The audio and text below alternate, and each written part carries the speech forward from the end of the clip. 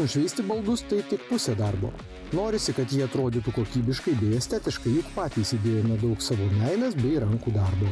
Todėl kokybiškam rezultatui jau reikia ir kitos srities konsultantų.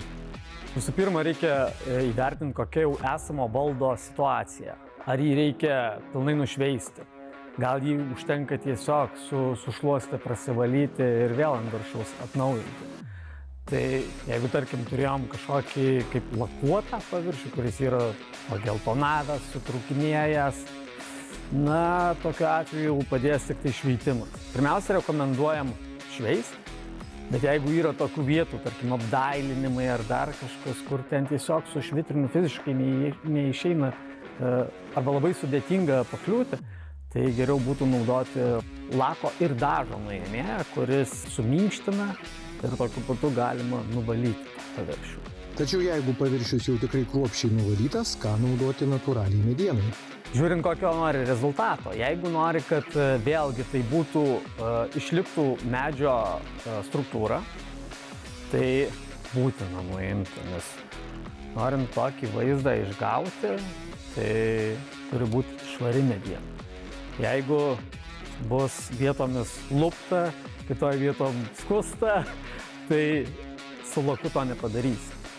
Bet jeigu nori pilnai uždengti medieną, tada tos paruošimas nėra toks būtinas, labai jau kruopštus. Bet rezultatas visiškai kitoks. Jeigu mes imsime alyvavimą, tai alyvavimas problema yra tame, kad jį pastoviai reikia atnaujinti. Realiai prieš kiekvieną sezoną bent kartą reikia persitepti visą stalą, bet nereikia šveisti. Čia labai daug laiko sutaupo. Beje, dažų rinkos profesionalas akcentuoja dar vieną dalyką.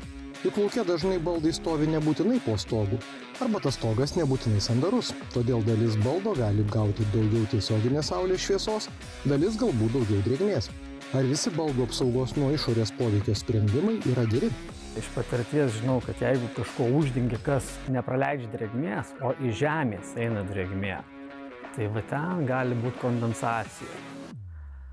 Tai norėdami padaryti gero, galim padaryti ir labai blogai. Bet grįžkime prie dažymo, lakavimo ar alyvavimo. Keliais sluoksniais derėtų dengti natūralios medienos baldus ir gal mėgėjiškam projektui savo kieme pakaks vieno sluoksnio. Jeigu pasižiūrėsime į lentelės blizgumą, kur vieną kartą daryta, tai yra žymiai matiškesnis paviršius. Tam tikros medžiagos susigeria į medį, tampa kaip gruntas, o antrus sluoksnius jos formuojasi viršuje, kaip apsauga. Tai būtent dėl to reikia 2 kartus įluoti ir dažyti. Beje, vienas sluoksnis ne vienintelė savamokslių meistrų daroma klaida. Įsiklausykite į profesionalo patarimus. Žmonės nori, kad tai būtų permatomas vaizdas, bet neparuošia atitinkamai medienos pačios. Tai jeigu nori, kad būtų graži vientisa mediena, tai jinai ir nedažyta turi būti graži. Jeigu bus plėmas, permatoma danga plėmo nepanaikins, jį tik tai išryškins. Tai dėja.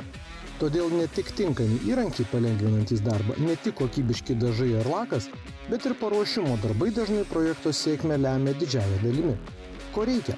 Kantrybės, kruopštumo, atidumo ir tikrai nemažai.